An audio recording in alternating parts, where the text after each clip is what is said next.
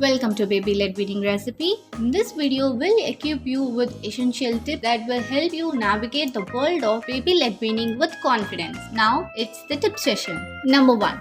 Understand the gag reflex. Gagging is different than choking and is most often a sign that baby is learning to move food around in their mouths and to get it out of their mouths, which is a skill you want them to have. Always sit with your baby and watch them try to eat. They are your best guide for making adjustment to the foods you serve. Number 2. Stop when baby starts to fuss, turns his head away, or shows any other signs of not wanting to continue. It's usually fairly obvious and when they are done. Number 3.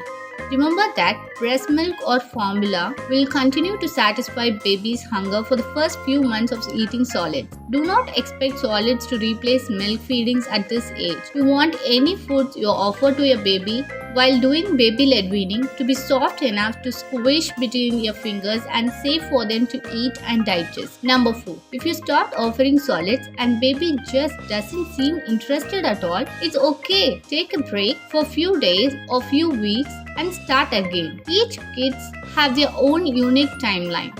Now, let us talk about the baby-led weaning and choking. There are many parents who dislike this method of feeding because it often sounds like baby is choking. And while there are surely some incidences of choking, what's more likely is that a baby will occasionally gag on a piece of food that gets into their mouth that they weren't expecting. But remember, gagging is a sign that baby is doing what she needs to in order to move the food around in their mouths as they learn to eat. It usually sounds more dangerous than it actually is. If the sound of gagging really freaks you out, you're not alone. Consider offering more preloaded spoons with purees to start your journey more slowly. Choose one food to start with and plan to offer only one food at a time.